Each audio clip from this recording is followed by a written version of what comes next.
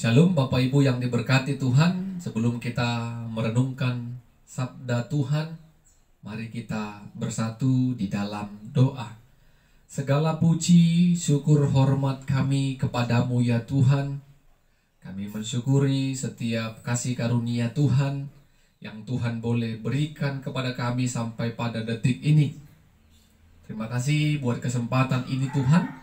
Kami boleh dipimpin Tuhan untuk memperdengarkan dan mendengarkan firman-Mu. Biarlah hati kami dipimpin, diajar oleh Roh-Mu yang kudus. Dalam nama Yesus kami berdoa dan bersyukur. Amin.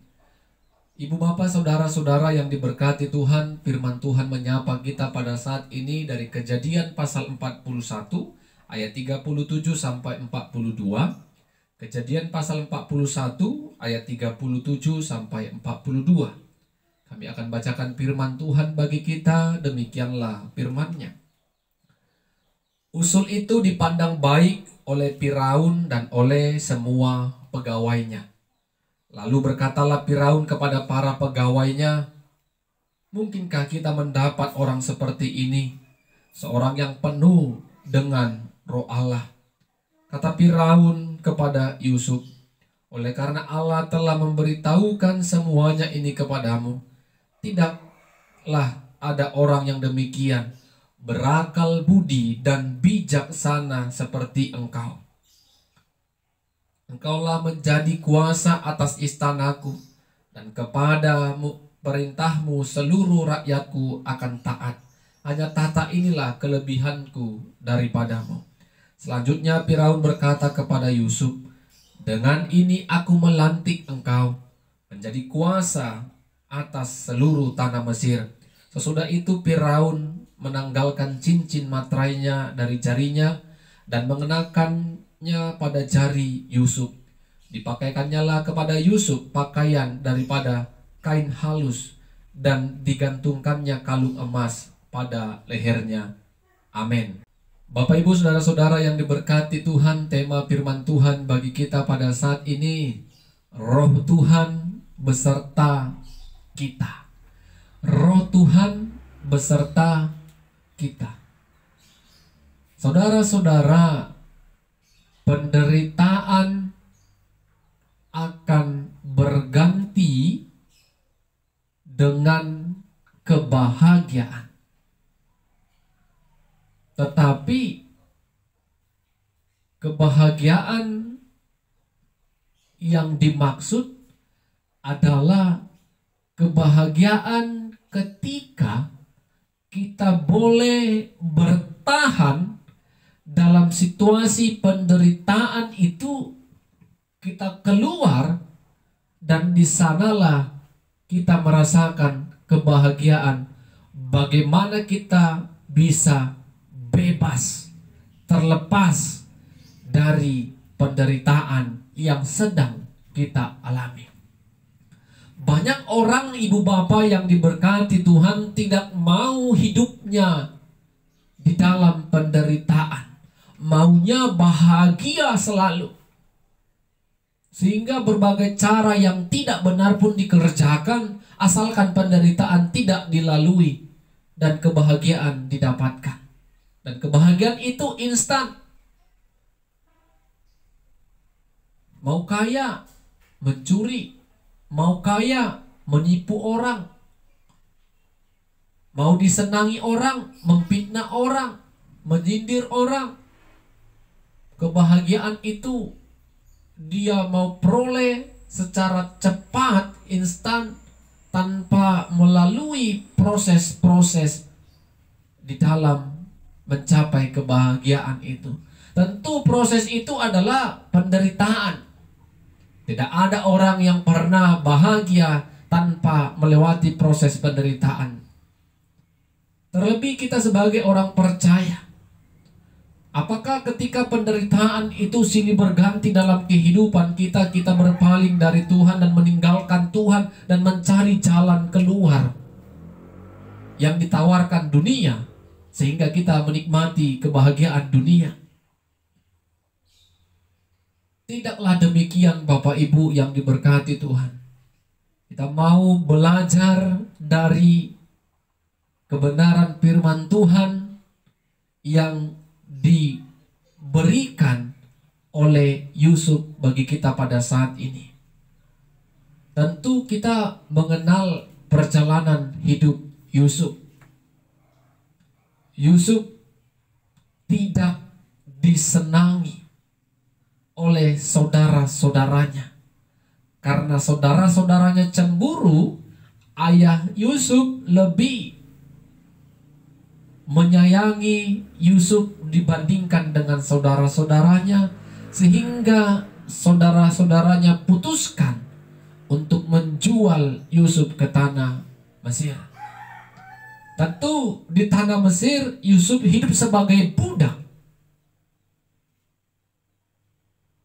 Dan ketika dia dibeli, ada yang bernama Potifar, istri dari Potifar, memberikan tuduhan, fitnaan kepada Yusuf kalau Yusuf telah melakukan zina terhadap dirinya. Sehingga Yusuf dihukum, dipenjara, dan hidup sebagai tahanan. Tetapi waktu terus berjalan, waktu terus berganti, dan pada akhirnya ketika Firaun bermimpi dan orang-orang pintar cerdas telah dikumpulkannya, dan tidak ada seorang pun yang mampu membaca atau menjelaskan arti mimpi dari Firaun tersebut. Tetapi Yusuf sebagai tahanan dipanggil, diperhadapkan kepada Firaun, dan Firaun mulai menjelaskan apa yang sedang dia alami. Tidak ada satupun orang yang bisa mengartikan mimpiku. Firaun mulai menyampaikan, menjelaskan mimpi yang telah dialaminya. Dan Yusuf mampu menjelaskan dengan baik, menerangkan dengan baik, dan di dalam Yusuf menerangkan itu, Yusuf memberikan beberapa poin usulan agar kepemimpinan Firaun dan masyarakat yang dipimpin oleh Firaun dapat bertahan hidup. Karena kelaparan yang besar akan menimpa bangsa itu. Kita lihat pembacaan kita pada saat ini bagaimana Firaun mengatakan kalau Yusuf adalah pribadi orang yang penuh dengan roh Allah. Roh Allah ada dalam diri Yusuf, sehingga dia menjadi pribadi yang berakal budi dan bijaksana. Kita lihat bagaimana Firaun bisa mengakui Allah yang ada di dalam kehidupan Yusuf. Dan Firaun putuskan kalau Yusuf dijadikan sebagai kuasa atau penguasa atas apa yang dimilikinya pada saat itu. Semua orang, masyarakat, pegawai-pegawainya akan taat dan tunduk kepada perintah Yusuf. Dan Yusuf menerima jabatan itu. Dia dipakai untuk menjadi penguasa. Sehingga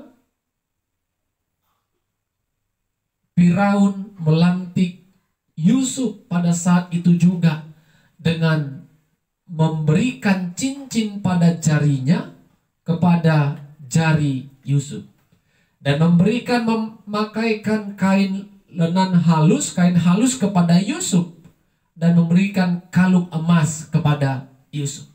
Itu adalah bentuk, itu adalah materai telah dilantiknya Yusuf menjadi penguasa di tengah-tengah kehidupan Firaun pada saat itu, sehingga semua ada di bawah tangan kuasa Yusuf. Kita lihat Bapak Ibu yang diberkati Tuhan, seperti yang kami katakan di awal tadi, penderitaan itu berubah menjadi sebuah kebahagiaan, dan itu sudah ditunjukkan oleh Yusuf bagi kita pada saat ini. Ketika Yusuf dijual di tanah Mesir, ketika Yusuf ditahan, ketika Yusuf difitnah, dia tidak meninggalkan Tuhan. Dia tidak marah kepada Tuhan. Dia tidak marah kepada saudara-saudaranya. Dia percaya penderitaan yang dia alami membentuk dia menjadi pribadi yang lebih kuat. Pribadi yang semakin mendekatkan diri kepada Tuhan dan percaya kebenaran pada akhirnya akan terungkap. Kebenaran pada akhirnya akan muncul. Dan itu semua dikerjakan, dilakukan oleh Yusuf karena roh Allah ada pada Yusuf. Bapak Ibu yang diberkati Tuhan, demikian juga dengan kita. Kita percaya Roh Kudus telah dicurahkan kepada setiap kita orang yang percaya kepada Kristus sebagai Tuhan dan Juru Selamat. Biarlah kita percaya apapun yang sedang kita alami, Roh Tuhan bersama dengan kita, tetap hidup di jalan yang benar, karena Roh Tuhan ada bersama dengan kita. Roh Tuhan menuntun kita, Roh Tuhan menghibur kita, Roh Tuhan yang menjaga dan melindungi kita. Takkan pernah kita dibiarkan sedikit pun kalau kita memang mengimani Roh Tuhan itu ada pada kita masing-masing. Dan yakin Bapak Ibu, kebahagiaan yang dialami Yusuf ini adalah menjadi kebahagiaan kita juga. Ketika kita bertahan, kita difitnah, kita diasingkan, kita tidak dianggap, kita disepelekan dan diremehkan. Kalau Roh itu ada bersama dengan kita, pasti waktu akan menjawab kebahagiaan yang Tuhan telah sediakan untuk kita rasakan. Amin. Tuhan Yesus memberkati. Kita berdoa. Terima kasih ya Tuhan buat kebenaran firman-Mu. Kami terus belajar dari firman Tuhan. Kami percaya kami sudah dipenuhi dengan Roh-Mu yang kudus. Dan ketika kami diperhadapkan dengan penderitaan, kesusahan hidup, biarlah Roh-Mu yang mengingatkan kami, Roh-Mu yang menghibur kami, melindungi dan menjaga kami, sehingga kami boleh bertahan. Dan pada akhirnya Tuhan memberikan kebahagiaan yang terbaik dalam kehidupan kami. Roh-Mu yang kudus menolong kami untuk melakukan firman Tuhan. Dalam nama Yesus kami berdoa dan bersyukur. Amin. Shalom Bapak Ibu, Tuhan Yesus memberkati kita semua. Shalom Bapak Ibu yang diberkati oleh Tuhan. Sebelum kita merenungkan firman Tuhan, mari kita satukan hati kita. Kita bersekutu dalam doa. Terpuji Engkau ya Tuhan, Tuhan yang memelihara, Tuhan memberkati dan merawat hidup kami sampai pada saat ini. Kami bersyukur buat setiap penyertaan dan pemeliharaan Tuhan. Terima kasih terlebih buat waktu ini kami boleh diizinkan Tuhan untuk merenungkan kebenaran firman Tuhan, dan kami percaya ini adalah pimpinan Roh-Mu yang menuntun dan mengarahkan kami untuk bisa memperdengarkan dan mendengarkan firman Tuhan. Biarlah Roh-Mu yang kudus tetap tinggal dalam kami agar kami boleh mengerti akan kebenaran Tuhan. Dalam nama Yesus kami berdoa dan bersyukur. Amin. Bapak Ibu, saudara-saudara, firman Tuhan menyapa kita pada saat ini dari Kisah Para Rasul pasal 2 ayat pertama sampai ayat yang ke-13. Kisah Para Rasul pasal 2 ayat pertama sampai 13. Kami akan bacakan firman Tuhan bagi kita. Demikianlah firman-Nya. Ketika tiba hari Pentakosta, semua orang percaya berkumpul di suatu tempat. Tiba-tiba turunlah dari langit suatu bunyi seperti tiupan angin keras yang memenuhi seluruh rumah di mana mereka duduk. Dan tampaklah kepada mereka lidah-lidah seperti nyala api yang bertebaran dan hinggap pada mereka masing-masing. Maka penuhlah mereka dengan Roh Kudus, lalu mereka mulai berkata-kata dalam bahasa-bahasa lain, seperti yang diberikan oleh Roh itu kepada mereka untuk mengatakannya. Waktu itu di Yerusalem diam orang-orang Yahudi yang saleh dari segala bangsa di bawah kolong langit. Ketika turun bunyi itu berkerumunlah orang banyak. Mereka bingung karena mereka masing-masing mendengar rasul-rasul itu berkata-kata dalam bahasa mereka sendiri. Mereka semua tercengang-cengang dan heran, lalu berkata, "Bukankah mereka semua yang berkata-kata itu orang Galilea? Bagaimana mungkin kita masing-masing mendengar mereka berkata-kata dalam bahasa kita sendiri, yaitu bahasa yang kita pakai di negeri asal kita? Kita orang Partia, Media, Elam, penduduk Mesopotamia, Yudea dan Kapodokia, Pontus dan Asia, Frigia dan Pamfilia, Mesir dan daerah-daerah Libya, yang berdekatan dengan Kirene, pendatang-pendatang dari Roma. Baik orang Yahudi maupun penganut agama Yahudi, orang Kreta dan orang Arab. Kita mendengar mereka berkata-kata dalam bahasa kita sendiri tentang perbuatan-perbuatan besar yang dilakukan Allah. Mereka semuanya tercengang-cengang dan sangat terbanggu-banggu sambil berkata seorang kepada yang lain, "Apakah artinya ini?" Tetapi orang lain menyindir, "Mereka sedang mabuk oleh anggur manis." Amin. Saudara-saudara, Bapak Ibu yang diberkati oleh Tuhan, tema firman Tuhan bagi kita pada saat ini, kuasa roh yang mempersekutukan. Kuasa Roh Kudus yang mempersekutukan.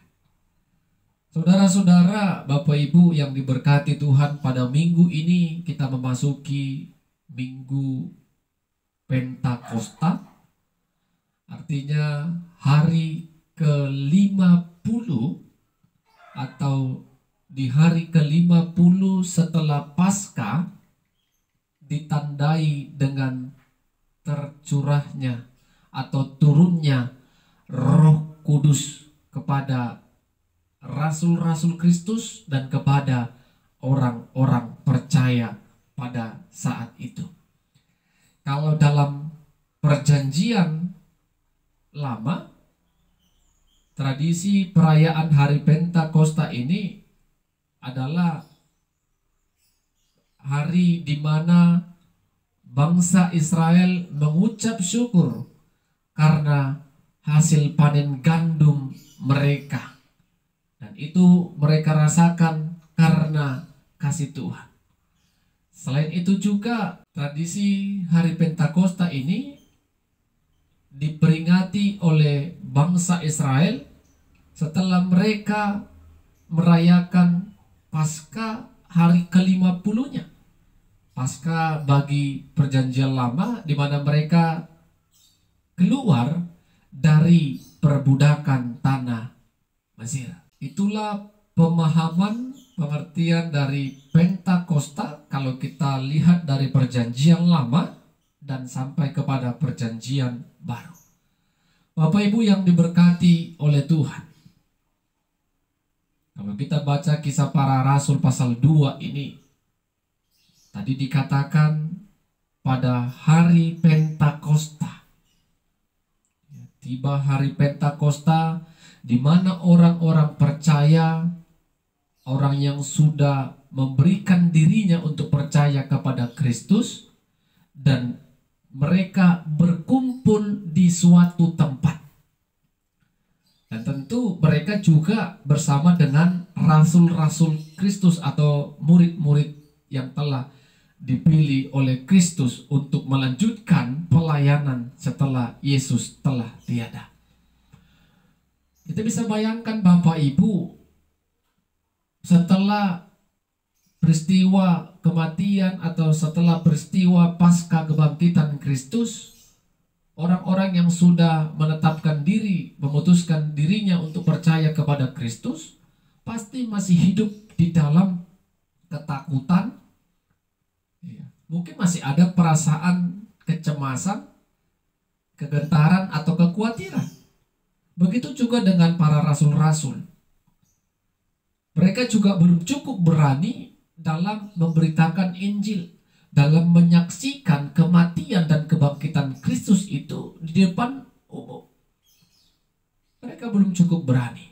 Tapi setelah peristiwa Pentakosta, turunnya Roh Kudus ini, kita melihat ketika mereka berkumpul bersama-sama, ada suara dari langit turun, dan ada seperti lidah yang berbentuk api yang menyala-nyala,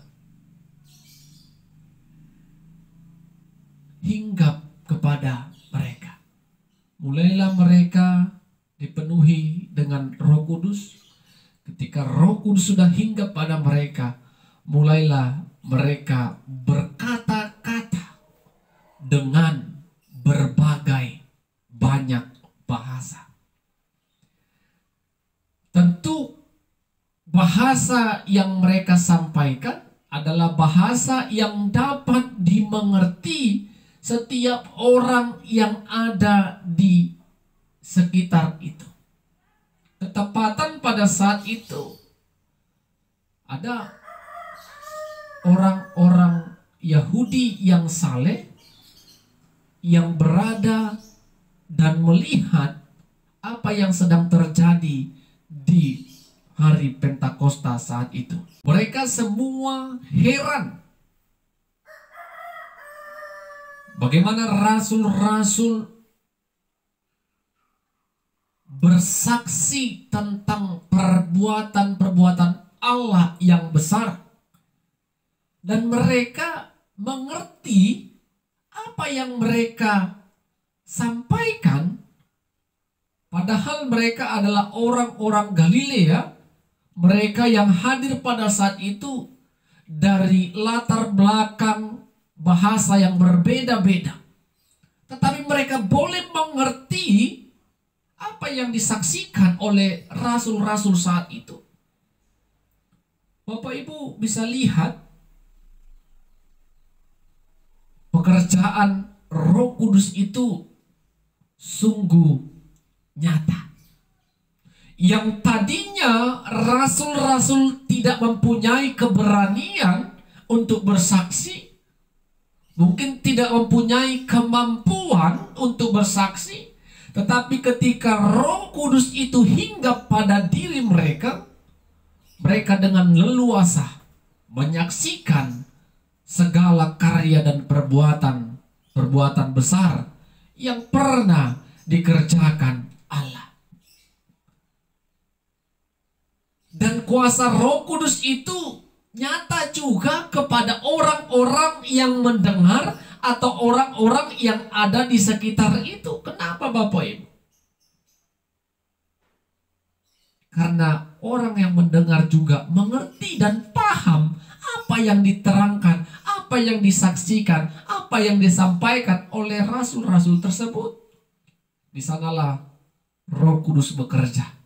Bukan kepada orang yang bersaksi saja, tetapi orang yang mendengarkan kesaksian juga Roh Kudus beserta mereka. Sehingga Bapak Ibu yang diberkati Tuhan, kesaksian rasul-rasul itu memiliki dampak yang hebat dan luar biasa. Dan kalau kita baca perjalanan rasul-rasul dalam kisah para rasul ini, bagaimana ketika mereka berkhotbah, bertambah jiwa-jiwa yang percaya kepada Tuhan dan memberi dirinya kepada Tuhan. Dan bagaimana mereka dipakai Tuhan secara hebat untuk menjadi saksi-saksi Tuhan.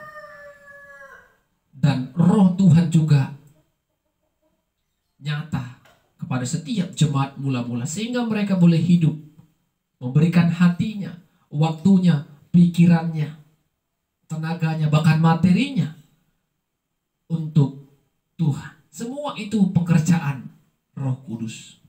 Tetapi Bapak Ibu yang diberkati Tuhan, walaupun mereka merasakan kalau kesaksian yang disampaikan oleh rasul-rasul itu adalah perbuatan-perbuatan Allah yang besar, dan mereka boleh mengerti, tetapi ada saja orang yang menyindir kalau rasul-rasul itu adalah mabuk oleh karena minuman keras. Padahal bukan, tetapi memang karena Roh Kudus Tuhanlah yang sudah hinggap turun atas mereka. Bapak Ibu yang diberkati Tuhan, tema kita pada Minggu Pentakosta saat ini, Roh Kudus yang mempersekutukan. Semua ini bisa terjadi adalah pekerjaan Roh Kudus. Tanpa ada Roh Kudus, maka tidak akan mungkin orang-orang percaya bisa mengerti orang-orang yang hadir saat itu dari latar belakang negara yang berbeda, bahasa yang berbeda, mengerti apa yang disampaikan oleh rasul-rasul.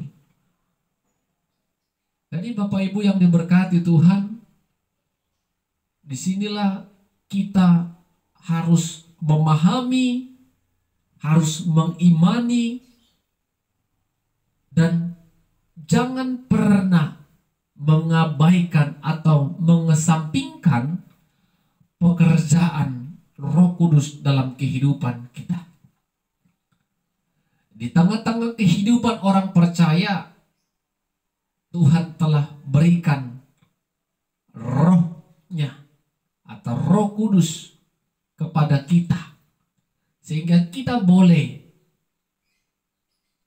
hidup di dalam hari-hari kita, bisa membedakan mana yang baik dan mana yang tidak baik. Kita boleh berkata-kata baik dan kita boleh bertindak baik. Itu semua karena pekerjaan Roh Kudus. Saudara-saudara, Bapak Ibu yang diberkati Tuhan, kita harus bersyukur di Minggu Pentakosta ini kita diingatkan kembali bagaimana karya Tuhan nyata. Janji Tuhan tergenapi ketika Roh Kudus yang dijanjikan Kristus di masa pelayanannya dicurahkan atau turun kepada orang-orang percaya. Ini membuat iman kita semakin bersyukur, karena ternyata Tuhan tidak meninggalkan kita seorang diri, tetapi kita punya Roh Kudus yang kita percaya akan memelihara, menuntun, dan memimpin kehidupan kita. Kita boleh hadir menikmati berkat Tuhan, kita boleh merenungkan firman Tuhan, karena Rohlah yang memimpin kita untuk menikmati persekutuan. Apa yang boleh kita renungkan pada saat ini Bapak Ibu? Yang pertama, jangan pernah abaikan pekerjaan Roh Kudus dalam hidup kita. Mintalah kepada Tuhan agar Roh Kudus tetap tinggal di dalam kita. Sehingga kalau Roh Kudus sudah tinggal dalam hidup kita, maka kita boleh hidup berkenan di hadapan Tuhan. Baik itu dalam perkataan, baik itu dalam tindakan. Karena dalam berkata-kata pun Bapak Ibu, kalau itu karena pimpinan Roh Tuhan, orang yang mendengarkannya akan Kalau kita dipimpin oleh Roh Tuhan, apa yang kita kerjakan, apa yang kita lakukan, orang-orang di sekitar kita itu akan terberkati. Tetapi kalau keinginan daging kita, nafsu dunia kita, kita berkata, kita bertindak, maka banyak orang yang tidak merasa nyaman mendengarkan atau melihat apa yang kita kerjakan. Jadi mintalah agar Roh Kudus itu tetap tinggal dalam kita. Yang kedua, ketika Bapak Ibu sebagai orang percaya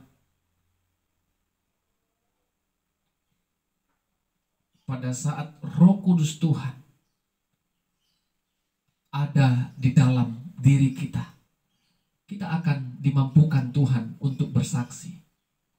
Bersaksi bukan hanya mungkin dengan perkataan. Bersaksi juga boleh dengan perilaku, perbuatan kita sehari-hari. Dan orang akan melihat ada Tuhan di dalam kita. Karena pekerjaan Tuhanlah yang sedang kita kerjakan. Dan Tuhanlah dipuji, disembah melalui apa yang sedang kita kerjakan.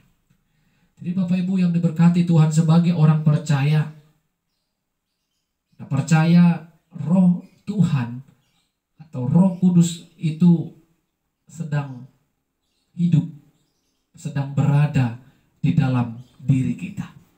Sehingga Roh Kudus itulah yang memimpin, mengajari kita. Dan yang ketiga, ketika kita melayani dan ketika kita dilayani. Lihat Bapak Ibu, ketika kita melayani dan ketika kita dilayani, biarlah Roh Kudus Tuhan yang berkuasa atas hidup kita. Karena ketika kita melayani dengan kuasa Roh Kudus, orang yang dilayani terberkati. Orang yang dilayani memahami dan mengimani. Dan Roh Kudus tetap tinggal dalam diri kita. Baik dalam persekutuan rumah tangga, suami dan istri, orang tua dan anak, sosial masyarakat, terlebih dalam persekutuan gereja berjemaat. Biarlah Roh Kudus Tuhan yang bekerja dan nyata. Sehingga pekerjaan-pekerjaan yang dikerjakan adalah pekerjaan-pekerjaan untuk kemuliaan Tuhan. Dan bukan untuk menyenangkan diri kita sendiri. Tetapi Tuhanlah yang dimuliakan. Amin, kita berdoa. Terima kasih buat berkat-Mu Tuhan. Kami bersyukur dan kami percaya setiap kami yang mendengar dan merenungkan firman Tuhan saat ini, Roh Kudus Tuhan nyata dan hadir dalam hidup kami. Oleh karena itu kami dipimpin oleh Roh-Mu untuk merenungkan kebenaran Tuhan, untuk belajar menyukakan hati Tuhan, belajar dipimpin oleh kebenaran Tuhan. Biarlah firman Tuhan yang boleh kami dengarkan, kami percaya setiap hidup kami, tindakan, perkataan kami, semua dipimpin oleh Roh Kudus, sehingga kami boleh menjadi berkat. Dalam nama Yesus kami berdoa dan bersyukur. Amin. Shalom, Bapak Ibu, Tuhan Yesus memberkati kita semua.